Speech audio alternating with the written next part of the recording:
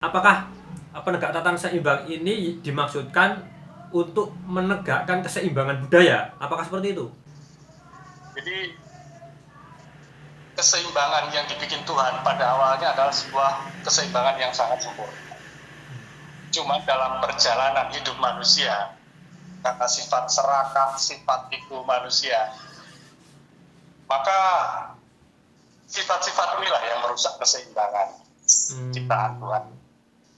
Serakah, orang mengekspektasi alam untuk menimbun kekayaan sehingga alam jadi rusak.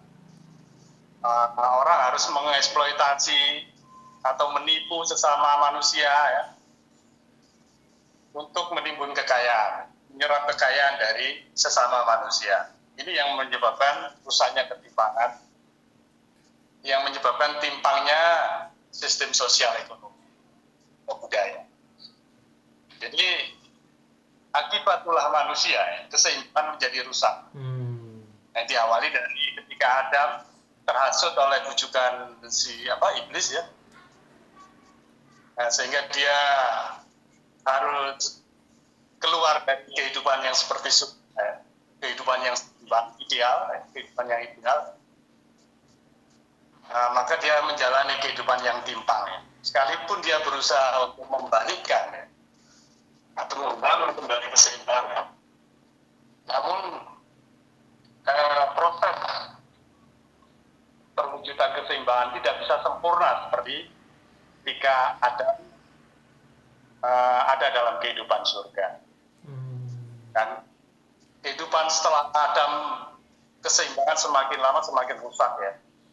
Nah, sehingga ketika puncak kerusakan ya, keseimbangan, maka muncullah pejuang-pejuang keseimbangan, rasul-rasul ya, nabi ya, bawa ambisi untuk menegakkan kembali keseimbangan ya.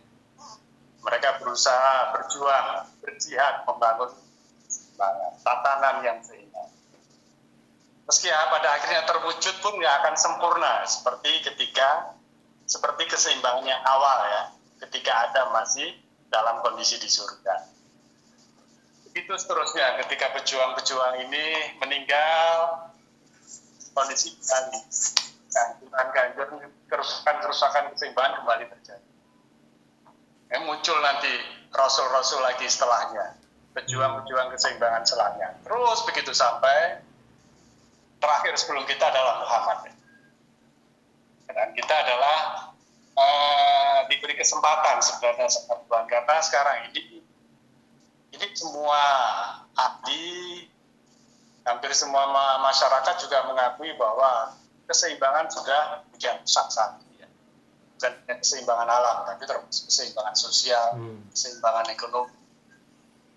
Maka saatnya kita harus memposisikan diri secara tepat, jadi hamba dengan sebenar-benarnya.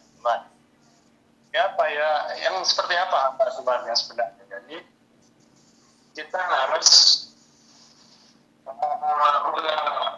menegakkan sebuah misi.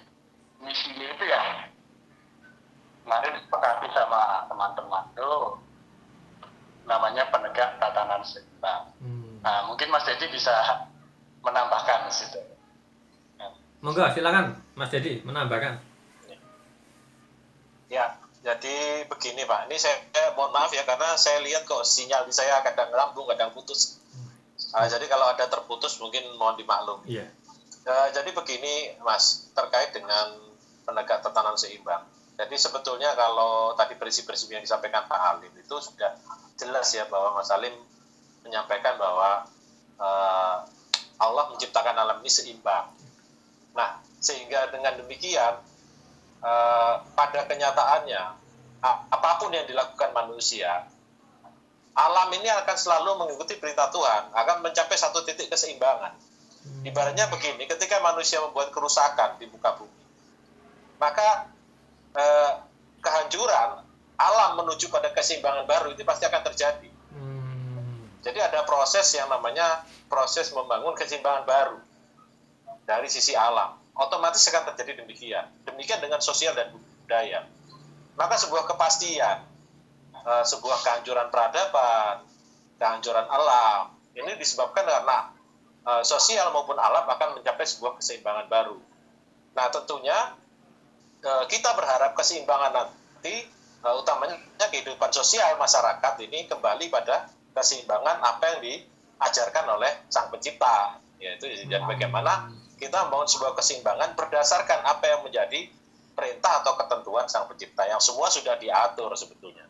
Nah, dengan demikian kami di PTS ini sebetulnya berusaha menghimbau untuk mengembalikan pada bagaimana sebetulnya pola atau bentuk kehidupan yang seimbang dalam bentuk kehidupan sosial bermasyarakat, membangun lingkungan dan sebagainya. Ini kita berusaha bangun dari teman-teman yang berusaha kita galang supaya teman-teman itu mulai menyadari ketidakseimbangan ini harus kita kembalikan lagi pada satu keseimbangan, mulai dari pribadi sehingga nanti kita membentuk dalam sebuah masyarakat.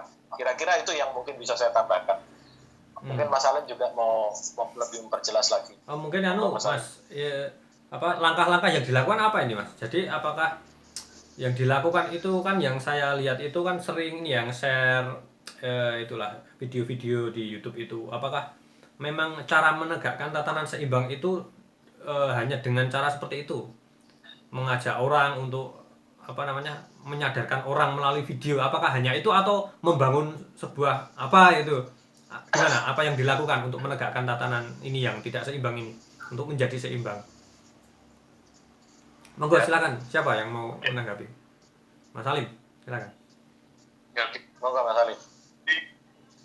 Ini kalau keseimbangan sudah rusak, maka proses untuk memperbaiki keseimbangan itu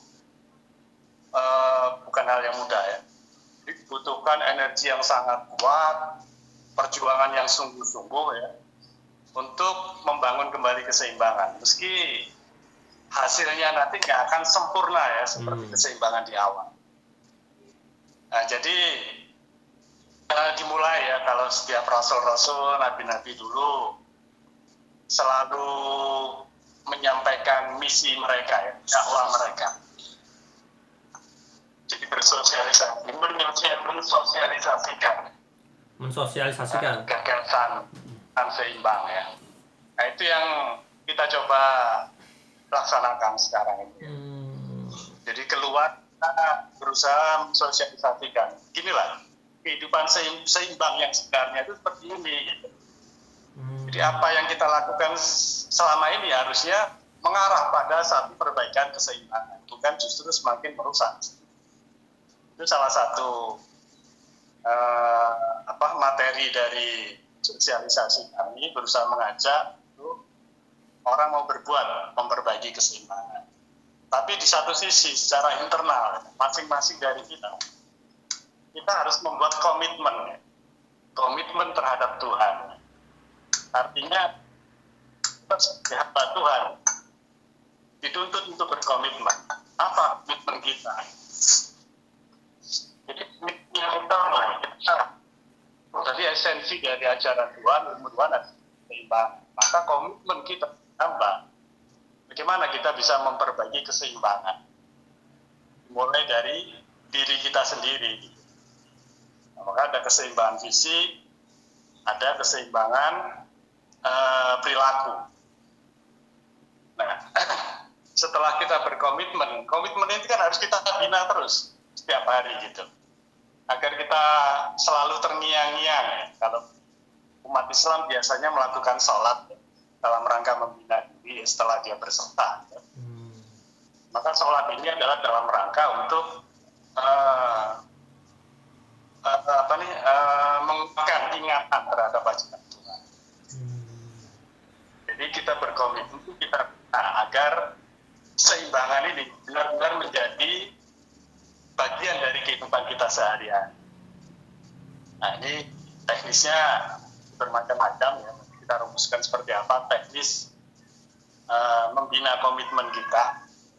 Setelah komitmen terbina, maka harus membersihkan diri. Jadi diawali pembersihan fisik ya. Rata-rata fisik kita ini sudah ada kerusakan lah dari keseimbangan, sistem keseimbangan. Maka kita harus membentuk pribadi secara fisik ya, masing-masing ya. Kalau di rukun Islam ada yang namanya puasa ya. Puasa ini sebenarnya adalah dalam rangka untuk salah satunya ya proses pembersihan fisik ya dari racun-racun yang mengendap dalam tubuh. Nah kita ambil ya prinsip dari puasa itu. Maka kita harus terapkan dalam kehidupan pribadi kita ya, untuk memperbaiki keseimbangan fisik kita. Karena apa? Seorang mukmin itu kan katanya harus tangguh secara fisik dan ilmu ya. Ilmu tangguh, fisik tangguh. Tapi kalau fisik sakit-sakitan kan berarti nggak masuk kritik seorang mukmin ya. Maka kita harus berupaya untuk memperbaiki fisik kita. Belum kita berjuang dalam lingkup yang lebih luas. Makanya pasukan Rasulullah, pasukan Muhammad dan Rasul-Rasul yang lain sangat tangguh. Karena mereka berusaha memperbaiki dan menjaga keseimbangan fisiknya. Jadi salah satu esensi ya. Kemudian keseimbangan perilaku. Jadi segala sesuatu bukan berdasarkan atas keinginan, tapi kita upayakan atas kebutuhan ya. Menyeimbangkan dengan kebutuhan. Marah pun bukan karena nafsu yang membara, tapi memang karena ini satu tuntutan marah ini untuk memperbaiki keseimbangan. Kemudian juga nafsu makan kita kontrol, nafsu seksual dan nafsu-nafsu yang lain, semua harus terkontrol.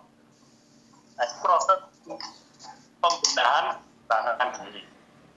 Nah, ketika keseimbangan diri kita sudah mampu ya, kita dalam proses ya untuk keseimbangan diri, proses perbaikan keseimbangan keluarga juga harus jalan. Nah, ini yang salah satu yang juga, karena belum tentu orang-orang dekat kita itu mau sejak ya, gagasan kita ya, akan kita sampaikan. Itu nanti akan mengandung sebuah konsekuensi ya. Memang dua-duanya memang nggak bisa bersatu gitu. Nah, tapi sebuah bangunan rumah tangga itu wajib kita bangun. Tentunya dengan sesama yang peduli untuk kehidupan seimbang kan itu. Karena tidak sempurna keseimbangan diri tanpa keseimbangan keluarga. Begitu juga nanti tidak sempurna keseimbangan keluarga kalau kita hidup dalam komunitas yang tidak seimbang, komunitas yang timpang secara sosial ekonomi. Maka komunitas yang seimbang ini harus kita bangun.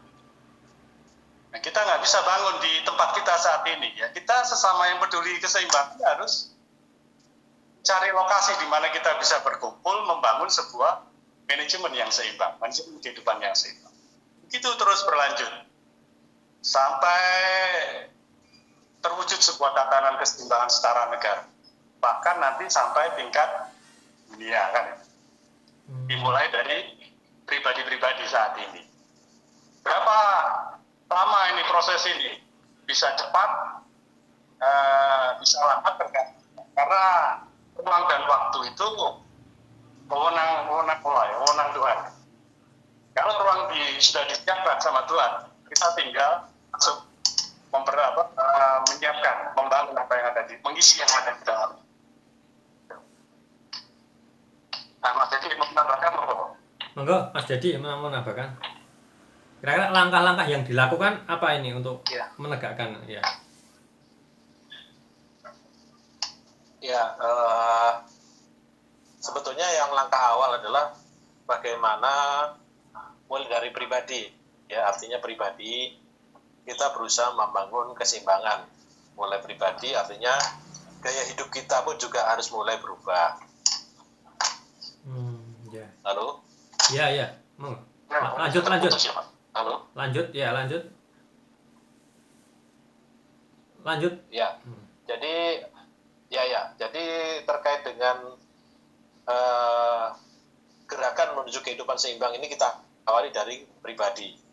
Artinya teman-teman mulai melatih diri secara pribadi bagaimana membina pribadi atau diri kita menjadi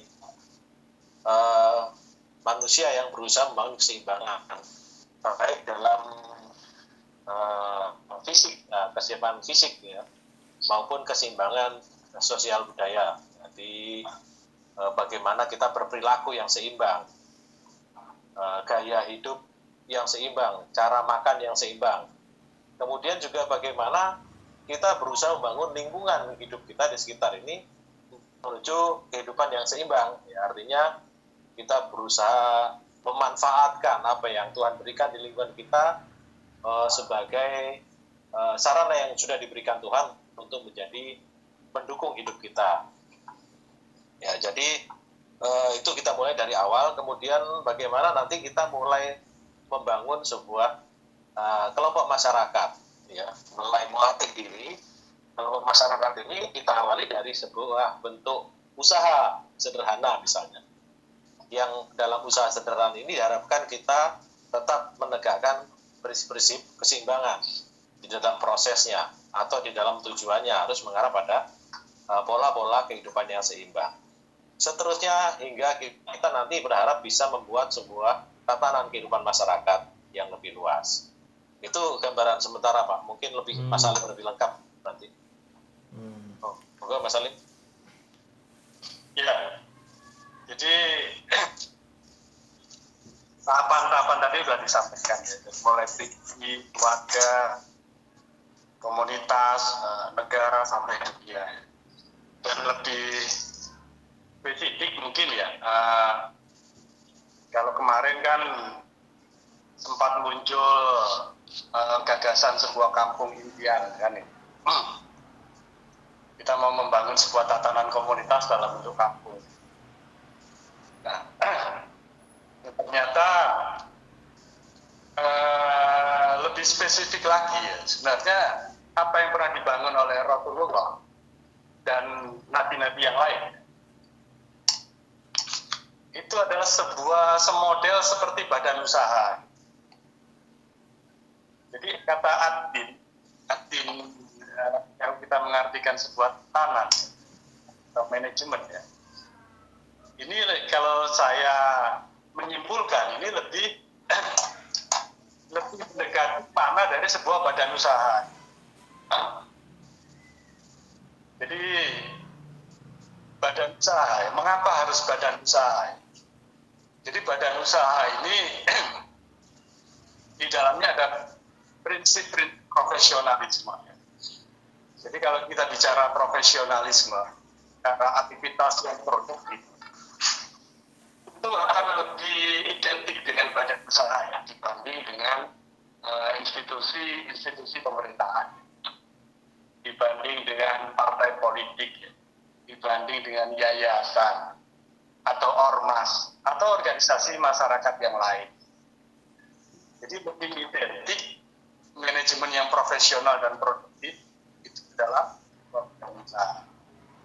Dan profesionalisme itu adalah berlandaskan prinsip-prinsip keseimbangan. Sebuah tatanan yang profesional, tatanan itu berlandaskan prinsip-prinsip keseimbangan. Ya, kita menempatkan seseorang sesuai dengan kapasitasnya. Itu salah satu ya, prinsip profesionalisme. Nah, ini biasanya lebih identik dengan sebuah badan usaha. Kemudian disiplin waktu, disiplin dalam bekerja dan lain-lain ya. Itu semua adalah prinsip profesionalisme ya. Dan itu berlandaskan keseimbangan, asas keseimbangan. Kegiatan produktif ya, rajin, punya kapasitas ya, produktif itu juga keseimbangan. Prinsip-prinsip keseimbangan. Kalau malas, kurang, nah itu justru merusak keadilan. Nah, jadi adil itu kami menyimpulkan itu lebih identik dengan sebuah badan usaha. Ketika kita membangun sebuah usaha, maka tidak ada masalah ya, tidak ada masalah, tidak ada benturan dengan aturan-aturan negara atau pemerintah. Karena bebas setiap warga negara membuat sebuah badan usaha. Kalau kita membuat sebuah lembaga pemerintahan, itu akan lebih rumit ya. Begitu juga partai politik ya. Maka lebih mudah kita bangun adalah sebuah badan. Lingkupnya memang dari lingkup yang komunitas yang terkecil, bisa setara RT, setara kampung, ataupun lebih luas dari itu nanti menjadi sebuah dalam lingkup sebuah kota ya, badan usaha. Dan Islam itu kami memandang Islam adalah sebuah holding company, sebuah holding yang besar ya, tingkat dunia, yang di bawahnya ada perusahaan-perusahaan kawasan ya, setara kota-kota Madinah. Dalam satu wilayah nanti ada koordinator Madinah. Nah, ini arah kita ke sana gitu. Jadi kalau badan usaha sebenarnya dalam waktu dekat kita mau bentuk badan usaha ini. Kita belum punya sebuah usaha kan, usaha yang kita kelola secara bersama ya. Karena teman-teman masih terikat, rata-rata masih terikat dengan usaha-usaha yang ada sekarang di lokasi masing-masing. Ada yang ikut perusahaan, ada yang berusaha. Tapi kan dari situ mereka bisa menyisihkan karena komitmen mereka sebagai hamba Tuhan dimanapun mereka berada, mereka bisa menyisihkan sebagian pendapatannya untuk menjadi masukan income dari sebuah badan usaha yang mau kita bentuk. Itu kemarin kesepakatan terakhir seperti itu. Badan usaha ini bisa segera kita bentuk. Ketika badan usaha ini nanti sudah kuat ya, kita akan membangun badan usaha yang memang benar-benar bersih ya dari nilai-nilai kapitalis feodalis. Kenapa harus bersih dari nilai-nilai kapitalis feodalis? Karena kapitalis feodalis ini yang menyebabkan berbagai ketimpangan dalam sistem perekonomian dan sistem sosial saat ini. Ini termasuk juga kita juga tidak menggunakan prinsip penyamaran kesejahteraan atau komunis ya. Tapi kita menerapkan prinsip keadilan, keseimbangan dalam itu. Ketika kita nanti membangun sebuah badan usaha. Itu, Mas. Saya mau tanya nih, Mas, kenapa enggak tatanan seimbang itu kenapa enggak pakai nama Islam, Mas? Karena Islam sendiri kan ia sebuah tatanan yang apabila diaplikasikan kan dia sudah seimbang kalau berdasarkan Al-Quran itu. Jadi memang Islam itu pemahaman saya ya, Islam itu sebuah tatanan dari Allah ya, dari Tuhan. Itu memang dia bila diimplementasikan oleh seluruh manusia itu memang akan mengakibatkan keseimbangan baik itu dalam diri masyarakat maupun bernegara. Nah, pertanyaan saya kenapa penegak tatanan seimbang ini tidak memakai Islam, nama Islam gitu aja? Ya, memang gagasan pemikiran-pemikiran yang kita sampaikan ini bersumber dari ajaran Tuhan. Kalau kita bilang ajaran Tuhan tentu akan bersinggungan dengan agama ya. Apakah itu agama Islam, agama Kristen atau yang lain. Kebetulan karena kita semua ini mayoritas ya latar belakang agama Islam ya. Artinya pemikiran-pemikiran dari agama Islam itu yang ajaran Tuhan yang dalam agama Islam Al-Quran itu lebih familiar lah kita dibanding Bible atau Injil ataupun kitab-kitab yang lainnya. Nah, sehingga banyak kita gali dari situ ya. Nah, cuman dalam menyampaikan misi ini, dalam mewujudkan misi ini kita tetap harus netral ya, sebagai hamba Tuhan gitu. Karena apa? Agama ini kan yang membuat masyarakat atau umat ini terkotak-kotak gitu. Ya kalau kita membawa bendera Islam ya, maka bagaimana dengan umat yang lain? Gitu? Kita menyampaikan sesuatu dengan identitas Islam, otomatis orang Nasrani ataupun yang lain tidak alergi. sudah resisten. Nah, sehingga sebaiknya kita netral, karena mereka juga bagian dari pasaran yang mau kita sosialisasikan. Ini tatanan seimbang. Jadi bukan hanya umat Islam, karena kita harus netral di situ. Nah, dibutuhkan sebuah netralitas dalam menyampaikan sebuah gagasan Tuhan. Nah, diakui atau tidak ya, penyebab perpecahan umat yang utama saat ini, kalau saya menilai adalah agama. Kemudian di bawah agama mungkin ada suku, ada ras dan sebagainya ya. Tapi yang paling dominan penyebab perpecahan adalah agama. Itu harus diakui. Sampai berbunuh-bunuhan, sampai berperang dan sebagainya, itu karena masalah agama. Padahal sumbernya adalah dari satu. Tuhannya sama gitu. Ajarannya pun secara prinsip sama gitu. Tapi kenapa kok sampai terjadi perpecahan yang luar biasa? Maka kami tidak menggunakan identitas agama. Kami tidak mau terkotak-kotak dalam ruang agama. Karena ajaran Tuhan itu bersifat universal. Melingkupi semua umat, semua suku, semua negara, dan lain-lain. Gitu. Nah, cuman esensi tetap kita ambil dari ajaran Tuhan. Ajaran Tuhan, ya kalau Quran mungkin lebih identik lah dengan masyarakat Arab ya, negara Arab ya, budaya Arab dan sebagainya. Tapi kita ambil esensi ya. Kemudian kita bukan translate, kita bukan terjemahkan. Tapi kita pakai istilah naturalisasi. Jadi naturalisasi itu kalau makna dalam KBBI besar bahasa Indonesia ya, itu adalah peralihan warga negara ya, dari satu negara ke negara lain. Tanaman atau binatang itu proses memindahkan sebuah tanaman atau binatang dari satu negara ke negara lain. Nah, di situ ada sebuah proses adaptasi ya. Biasa kalau tanaman binatang dikarantina dulu, dikenalkan dengan lingkungan baru di negara yang baru akan bisa beradaptasi. Nah, begitu juga ya. Harusnya seorang manusia ketika beralih ke warga negaraan ya, kan bukan sekedar apa yang ada dalam paspor atau KTP ya. Berubah dari warga negara Arab jadi warga negara Indonesia.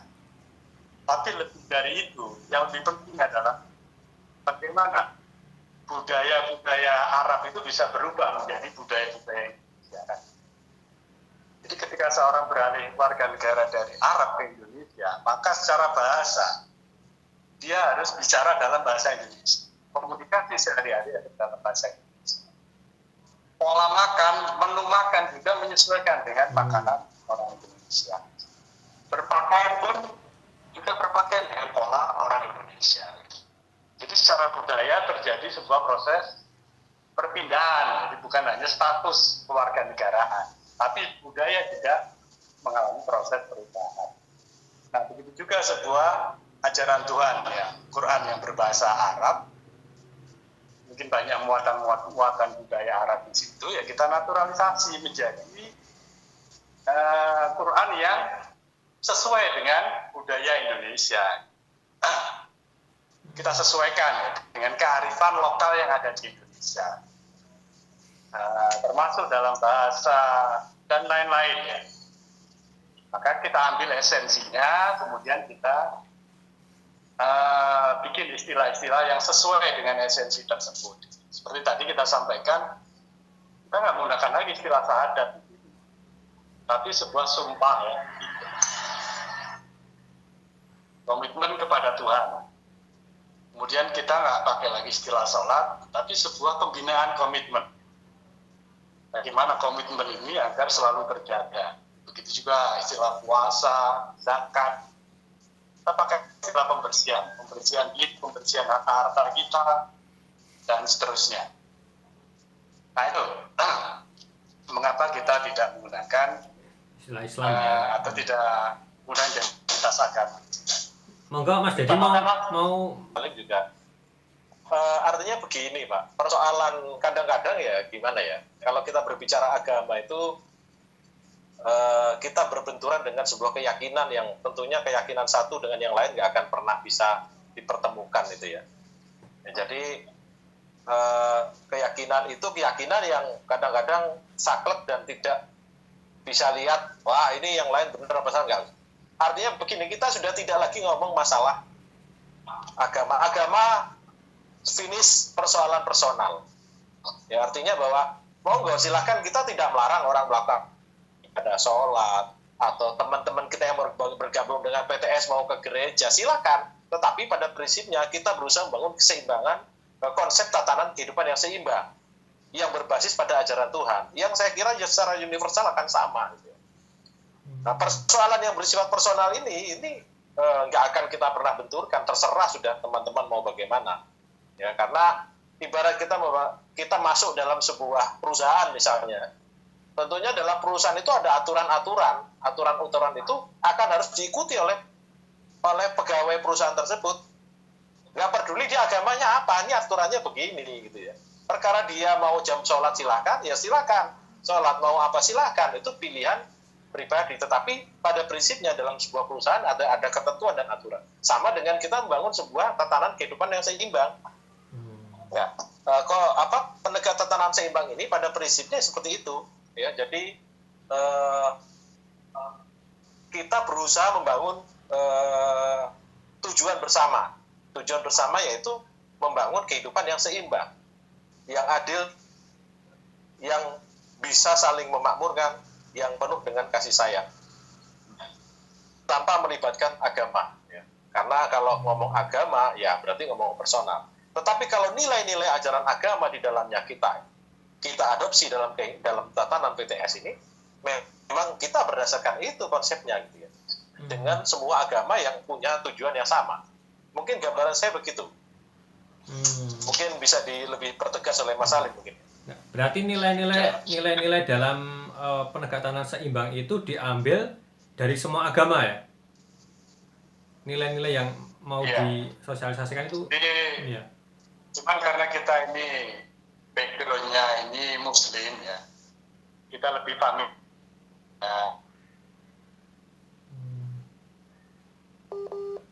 banyak dari situ ya. Sebenarnya kalau dari sisi esensi ya, Quran itu sama, harusnya sama dengan Injil ataupun kitab-kitab suci yang lain ya, dari nabi-nabi yang pernah ada. Nah, cuman karena perbedaan keyakinan seperti yang dikatakan Mas Dedi tadi, merasa Rasul mereka paling benar masing-masing ya, maka di sini akhirnya seolah-olah agama itu, ajaran Tuhan itu terkotak-kotak gitu. Pembenarannya berdasarkan keyakinan masing-masing gitu. Nah ini yang kita nggak mau terjebak di situ gitu. Jadi kita berusaha beberapa nilai juga kita ambil dari ajaran yang lain gitu. Contoh di Nasrani itu kita sering diskusi masalah dosa waris, pembaptisan ya. Yang itu kalau pemahaman kita itu pas, benar gitu. Itu masuk sebenarnya dengan ajaran Tuhan yang kita gali dari Quran. Itu nggak bisa dibantah bahwa setiap manusia itu punya dosa waris, membawa dosa waris. Yang itu ajaran itu seolah-olah memang hanya bersumber dari ajaran umat Nasrani dan Kristen. Kristus. Padahal itu universal gitu. Ya, kalau saya membawa dosa waris dari yang saya gitu. Apa? Karena orang tua saya dulu punya penyakit tekanan darah tinggi, kolesterol ya. Maka itu mewaris sama saya gitu. Ini dosa waris. Dan mungkin apakah dosa itu dilakukan oleh ayah saya sendiri atau ayah saya juga mewarisi dari ayahnya sebelumnya? Juga saya membawa dosa waris dari orang tua saya. Dan ini sudah menjadi fakta ilmiah gitu, scientific ya, fakta ilmiah. Bahwa setiap manusia itu membawa warisan penyakit ya. bukan hanya penyakit sebenarnya, termasuk budaya juga diwariskan secara turun-temurun. Nah, termasuk bakat. Jadi kalau anak seorang pemain bulu tangkis, itu sel-sel di ototnya itu akan mengikuti orang tuanya. Dia lebih mudah belajar bulu tangkis ya, ketika dia lahir dari seorang bapak pekerja atlet. Nah, begitu juga dengan yang lain. Tapi ya orang tua yang lingkungannya sudah maling, ya, itu lebih kuat diturunkan ke anaknya nantinya. Ya. Meskipun si anak ini punya kebebasan untuk memilih, tapi dorongan untuk ke sana sangat kuat. Nah, kalau memang anak ini benar-benar luar biasa, dia bisa keluar dari situ, itu berarti sangat hebat. Artinya dosa itu yang harus kita bersihkan dari diri kita, gitu. Jadi saya mewarisi dosa orang tua saya, tapi gimana dosa itu berhenti sampai di saya, gitu. Nah, saya berusaha merubah pola genetis dalam diri saya dengan pembiasaan-pembiasaan yang baik dan seimbang. Nah, karena ketika nanti manusia itu meninggal dalam kondisi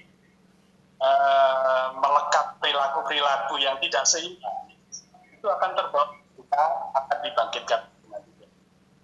Tapi maka ada cerita hadis tentang akhirat itu, ketika dibangkit ada yang wujudnya cantik, tampan, ada yang buruk rupa, padahal asalnya dulu adalah orang-orang yang cantik ya.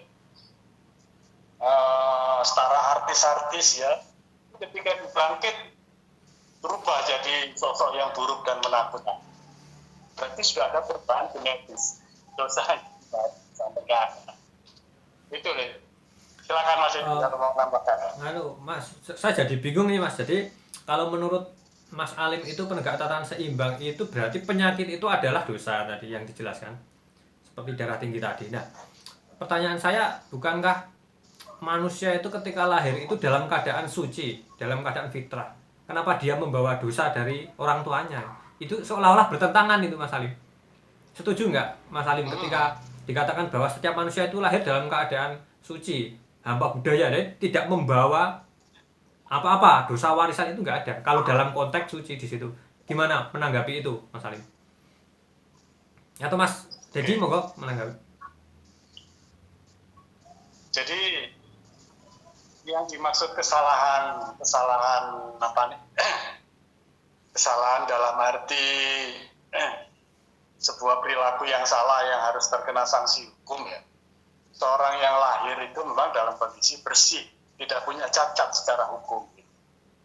Tapi secara fisik ya, ataupun perilaku, dia akan membawa sebuah penyakit. Penyakit, baik penyakit fisik atau penyakit perilaku. Penyakit fisik tadi itu seperti penyakit genetis ya, penyakit turunan. Penyakit perilaku itu tergantung lingkungan ketika dia dilahirkan ya. Jadi lingkungan seorang yang baik-baik atau lingkungan seorang jahat atau maling. Cuma dalam perjalanan selanjutnya, bagaimana kita bisa melepaskan diri dari penyakit-penyakit yang berpotensi untuk merusak organ-organ tubuh kita gitu. Nah di sini kita diajarkan untuk pola hidup yang seimbang.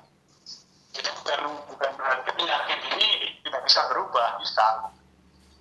Jadi ketika orang berubah hidupnya, pola hidupnya, gaya hidupnya berubah menjadi seimbang, seperti dikatakan Mas Dedi tadi, maka secara genetis ini akan merubah susunan genetis kita.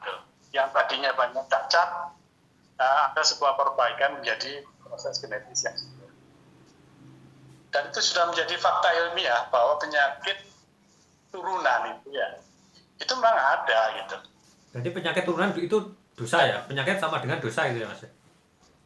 Dalam konteks. Ini pemahaman dosa ini Mas. Oh iya, gimana? Pemahaman dosa ini. Jadi dosa yang saya maksud ini kan sesuatu yang buruk ya, yang menimpa kehidupan manusia, musibah lah, sebuah cacat atau musibah. Karena dosa konsekuensi. Jadi masih podcast bentar. Konsekuensi dari perbuatan kita dosa ini gitu. Kalau perbuatan kita itu jelek ya, merusak keseimbangan, tidak seimbang, baik keseimbangan diri ataupun keseimbangan yang lain ya, secara otomatis ini akan menjadi sebuah penyakit bagi kita gitu. Ya, contoh kalau kita makan tidak teratur ya, tidak sesuai sunnah ya, kekenyangan, terus kita makan makanan yang teribatkan, makanan yang baik, makanan yang beracun, tidak higienis. Kalau itu sudah menjadi kebiasaan kita ya, maka ini akan merusak sistem keseimbangan yang ada dalam diri kita. Dan ini menjadi sebuah musibah bagi kita. Tubuh kita akan jadi cacat. Ada kena penyakit ginjal, diabetes, jantung, dan lain-lain ya. Ini sebuah dosa ya. Yang saya maksud dosa ya ini dosa gitu. Oke. Ya. Oke, baik Mas Dedi, monggo silakan. Membawa. Oh iya masih terus lanjut. Monggo. Mas Dedi mau menambahkan monggo tadi. Iya. Mungkin begini. Jadi pemahaman dosa selama ini kan terkait dengan konsekuensi kita, pertanggungjawaban kita setelah kita mati. Oh, kita dosa apa yang kita lakukan selama hidup nanti dipertanggungjawabkan setelah kita mati. Ya itu juga dosa, tetapi dalam konteks dosa waris di sini, dosa itu sebetulnya tidak hanya itu gitu. Termasuk konsekuensi terhadap dampak terhadap generasi. Kesalahan sistem yang dibangun sebelumnya akan mengganggu sistem yang ada setelahnya. Bagi kita yang meneruskan, ini juga termasuk dosa, satu kesalahan yang terus berlanjut tidak akan pernah selesai kalau tidak ada upaya untuk berubah. Jadi prinsipnya dosa itu seperti itu, tidak hanya terkait dengan pertanggungjawaban setelah mati gitu ya. Mungkin itu ini maksud dengan Mas Alim gitu ya, supaya jelas gitu. Oke. Jadi itu makanya ada istilah penebusan dosa. Dan itu adalah misi dari Yesus atau Nabi Isa yang kita kenal kan. Sang penebus dosa. Sebenarnya semua rasul itu penebus dosa. Bagaimana dosa yang sudah tertanam turun-temurun, nah, dia berusaha bersihkan, dia berusaha perbaiki. Sehingga menjadi sebuah turunan, sebuah kehidupan yang ideal, turunannya pun juga nanti akan ideal. Nah itu misi seorang penebus dosa ya, para peserta. Nah kita kan harus mencontoh ya. Nah, mereka kan uswah kita.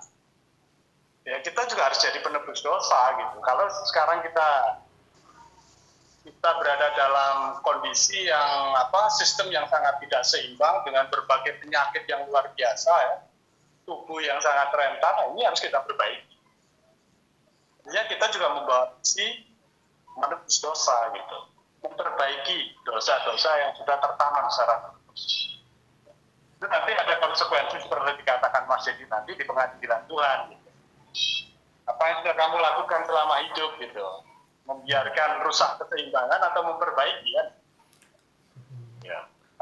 Ya, jadi dalam konteks penegakan tatanan seimbang ini mengadopsi dasar nilai-nilai ya dari semua kitab-kitab dari agama-agama lain gitu. Apakah bila seperti itu, bukankah itu tidak termasuk ini? Apakah tidak termasuk mencampur adukan yang hak dengan yang batil itu, Mas? Apakah semua ajaran agama itu dari kitab-kitab yang ada, agama-agama yang ada itu semuanya hak? Atau gimana pandangannya kalau ada pandangan seperti itu? Monggo tanggapannya Mas Halid atau Mas Dedi, monggo. Kita salin dulu aja. Monggo santai aja, monggo. Apakah itu tidak termasuk mencampur adukan? Jadi secara prinsip sebetulnya kan semua nabi dengan ajarannya itu kan membawa sebuah nilai-nilai positif atau nilai-nilai kebaikan gitu ya. Tetapi kan kita tahu ya bahwa pada tahapan berikutnya mulai terjadi pergeseran. Kita nggak usah ngomong agama Kristen, agama Hindu, agama Islam juga terjadi kan gitu ya. Bahwa sebetulnya ya yang merusak itu ya manusia juga gitu ya pada akhirnya. Sehingga kehidupan menjadi tidak seimbang. Kalau memang Islam itu sudah betul apa yang terjadi sekarang, ya kita tentunya akan lebih baik daripada yang ada sekarang ini kan, itu realitanya. Tapi kenapa tidak pernah merubah situasi itu? Karena ya apa yang sudah terjadi, yang sudah diselewengkan itu justru malah kita pertahankan kan gitu ya. Nah justru itulah kita berusaha mengembalikan bahwa semua ajaran itu prinsipnya ada sisi positif yang harus kita bangun. Bukan hal-hal yang kadang-kadang tidak prinsip yang berusaha dibangun sehingga justru malah membangun sebuah ketidakseimbangan kan gitu. Itu mungkin Mas Salim menambahkan, Mas Salim. Berarti konteksnya dalam kalau saya masalah kitab Mas Dedi, kalau masalah kitab menjadi nilai-nilai itu apakah dari Islam itu Quran diambil ataukah nanti dari Hindu yang diambil dari kitabnya, Kristen dari kitabnya itu terus diadopsi semua atau diambil yang baik-baik atau gimana? Konteks apa esensi dari ajarannya? Oke, monggo. Ya, di ajaran Tuhan itu sangat luas ya. Salah satu yang terkecil kalau menurut saya ada termaktub dalam kitab-kitab suci ya, termasuk Al-Quran, mungkin juga Injil ya, Injil, ataupun kitab-kitab suci yang lain ya kalau masih ada kan itu. Nah, itu baru sebagian kecil sebenarnya dari ajaran Tuhan gitu. Kita ambil ajaran Tuhan, tentunya ajaran Tuhan itu ajaran yang ini ya, sangat menjunjung tinggi keseimbangan ya. Kalau apakah isi Quran atau isi Injil itu banyak bertentangan dengan keseimbangan, ini yang patut kita pertanyakan. Dengan sosial budaya itu lebih nyata ajaran Tuhan itu gitu. Makanya kalau kita hanya berpegang pada kitab ya untuk merumuskan sebuah pola keseimbangan, nggak akan ketemu. Kita nggak akan sampai ke kesimpulan ternyata esensi ajaran Tuhan adalah sistem yang seimbang. Tapi dari ajaran Tuhan kita tarik ke kenyataan alam, kenyataan biologis, kenyataan sosial budaya. Di situ kita bisa menyimpulkan ternyata esensi dari ajaran Tuhan adalah sistem keseimbangan. Kita lihat dari alam semesta terdiri dari galaksi-galaksi yang membentuk satu kesatuan yang seimbang dan teratur, tata surya dan seterusnya sampai sel-sel dalam tubuh kita. Sangat seimbang luar biasa. Dan itu kita temukan di saintis ya. Tafak ilmiah. Itu secara, kalau di Quran mungkin digambarkan secara umum. Ya. Maka banyak pemahaman Quran itu kalau kita nggak kaitkan dengan kenyataan fakta-fakta di luar, itu kadang nggak match ya. Makanya muncul istilah al-alaq, grobis mirobika ladih alaq, tumpal darah, itu nggak ada dalam proses perkembangan janin ya. Karena kita sudah terkotak-kotak, agama punya kebenaran sendiri, sains punya kebenaran sendiri. Kenapa kita kawinkan antara sains dan ajaran Tuhan ya? Nah, di situ akan clear. Ternyata memang nggak ada segumpal darah. Nah, kalau kita ngotot segumpal darah, ya, orang-orang ilmuwan saintifik akan ketawa. Kita malah dilecehkan. Makanya umat Islam karena nggak mau berpegang pada saintifik, selalu ketinggalan di situ. Kalah dengan orang-orang yang ateis, orang-orang yang hidupnya memang untuk ilmu pengetahuan. Gitu. Nah, mereka karena pegang fakta-fakta ajaran Tuhan ya, mereka lebih aplikatif dalam hidup. Sementara umat Islam hanya hidup di awang-awang gitu, membayangkan surga gimana nantinya. Jadi nggak real gitu. Itu sih. Oke. Mas Dedi mau menambahkan? Saya kira cukup jelas loh. Oke. Mungkin ini pertanyaan terakhir ya. Sebenarnya kalau saya pribadi memang masih masih banyak pertanyaan sebenarnya. Tapi kalau mau diulas sampai subuh pun sepertinya nggak cukup. Kita nanti berlanjut ya, Mas Salim berlanjut kita agar teman-teman nanti bisa mengikuti apa sebenarnya penegak tatanan seimbang itu nanti agar mereka bisa memilih lah. Istilahnya kita nggak ada paksaan ya untuk mau menerima atau tidak. Ini sebuah tawaran agar ada unsur keseimbangan di dalam hidup ini baik dalam diri sendiri, masyarakat dan mungkin dalam negara seperti itu. Mungkin pertanyaan terakhir Mas ini untuk Mas Alim. Sebenarnya sampai sekarang itu anggota dari penegak tatanan seimbang itu ada berapa? Sudah sampai berapa? Ya. Monggo silahkan dijawab. Udah semakin banyak, puluhan, ratusan, ribuan bahkan monggo. Ya, kalau masalah jumlah, memang kemarin kita masih sebatas pada teman-teman lama ya. Jadi itu yang kemudian teman-teman ini mulai juga menyampaikan ke banyak pihak. Kalau dukungan kita sudah mulai sosialisasi melalui media sosial dan mulai banyak itu yang mulai mempertanyakan tentang tatanan kehidupan seimbang.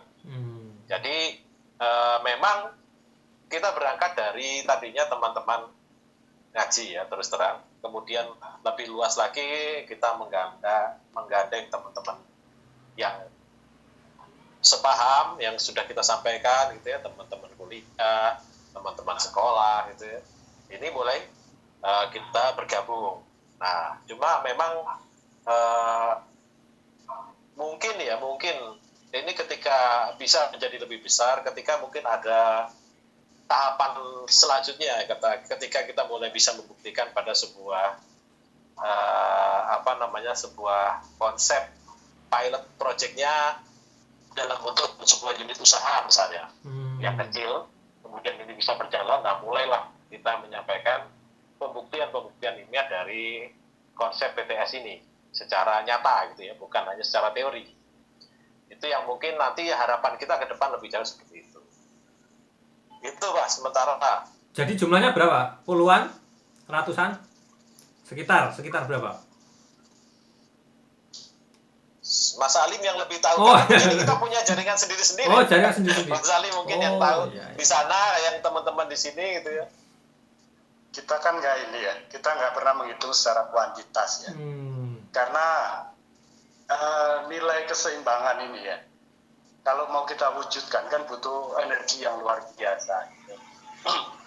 Dan ini banyak justru orang antipati ya. Padahal yang kita sampaikan itu sangat simpel ya, nilai sangat sederhana ya, nilai kebaikan umum gitu di masyarakat. Karena sesuatu yang baik, yang ideal itu pasti berlandaskan keseimbangan gitu. Tapi ketika nilai-nilai kebaikan itu kita sajikan dalam bentuk rangkaian sistem, nah ini mereka ini banyak yang resisten, banyak yang alergi, banyak yang tolak. Rata-rata mereka itu nggak akan bisa lepas ya secara keseluruhan dari sistem. Dan sistem itu nggak ada yang saat ini ya yang punya nilai kebaikan yang untuk dalam seluruh aspeknya. Baik satu sisi, jahat di sisi yang lain. Dengan orang dermawan sekarang menyumbang sekian miliar, tapi apa yang dia rampok lebih besar lagi dari itu gitu. Itu pengusaha-pengusaha kita. Gitu. Artinya apa? Belum ada sistem ya yang merangkai nilai-nilai kebaikan itu secara utuh ya keseluruhan ya, dan tidak memberi celah nilai-nilai jahat untuk masuk ke situ. Nah ini yang membuat setiap dakwah para nabi-nabi dahulu itu sangat berat. Jadi kita nggak akan bicara kuantitas. Ya. Kita mungkin lihat dari subscriber kita sekian ratus ya. Berapa? Hampir 800-an ya. Tapi kan kita nggak tahu potensi mereka ya, dalam berjuang untuk menegakkan keseimbangan sejak mana. Apa sekedar tuntutan atau apa. Itu nanti akan terseleksi dengan sendirinya kalau misi ini sudah mulai jalan. Kalau badan usaha sudah dibentuk dan proses pembangunan tatanan seimbang kita mau ada yang berposisi sebagai tim inti yang siap terjun ya melepas diri dengan semua sistem. Ada yang saya nanti aja lah. Saya sekarang bantu dulu lah. Saya mampu menyumbang dari data. Ada yang simpatisan yang lain dalam yang lain. Itu nanti akan terklasifikasi sendirinya. Nah, kita Jadi kita nggak terlalu beri masalah kuantitas. Masalah jumlah ya. Yang penting kan siapa yang mau bergabung monggo dan saya akan mengisi. Ini saya berpartisipasi. Saya siap partisipasi dalam segala mengorbankan seluruh hidup saya, fokus wa amal. Ada juga saya baru bisa sebatas ini. Saya juga baru bisa bergabung sebatas nama aja, nggak masalah gitu. Semua ada porsi masing-masing. Gitu. Dan itu kan Tuhan nanti yang menilai. Yang penting prosesnya, kuncinya di situ. Prosesnya ya. Artinya kalau sel itu harus berkembang nantinya. Tidak hanya satu sel terus, dia harus berkembang menjadi embrio. Embrio akan berkembang menjadi janin. Berarti ketika sel ini berproses, misi kita masih hidup. Tapi ketika sel ini nggak berproses, berarti misi kita sudah mati. Oke. Nah itu. Ada prosesnya lambat, ada cepat. Nah, tapi masalah waktu itu wewenang Tuhan yang atur. Nah, pokoknya kita dibuka ruang tahap berikutnya, kita siap masuk mengisi. Dibuka lagi tahap berikutnya, kita siap masuk mengisi. Itulah. Oke, mantap sekali. Oke, menarik nanti sebenarnya ke depan mungkin kita bisa ngobrol-ngobrol lagi ya. Ini terima kasih sekali nih Mas Alimuddin, Rahmat Alimuddin sama Mas Dedi sudah meluangkan waktunya. Mungkin kita jumpa lagi di lain kesempatan ya. Nanti kalau pas waktu longgar ya. Oke, sobat semuanya yang ada di rumah, itu tadi bincang-bincang kita dengan sahabat-sahabat dari Penegak Tatanan Seimbang ya. Jangan lupa seperti biasa untuk like, subscribe dan komennya ya. Ya mudah-mudahan nanti ke depan kita bisa ngobrol-ngobrol lagi, bisa untuk menambah wawasan kita. Untuk masalah setuju dan tidaknya itu nanti monggo silahkan masing-masing mempunyai pilihan ya. Tidak ada paksaan di dalam memilih ya. Seperti itu. Mungkin saya akhiri itu dulu ya Mas Alimuddin, Mas Dedi. Selamat beraktivitas. Bila ada kesalahan saya mohon maaf. Wabillahi taufiq wal hidayah. Assalamualaikum warahmatullahi wabarakatuh. Waalaikumsalam.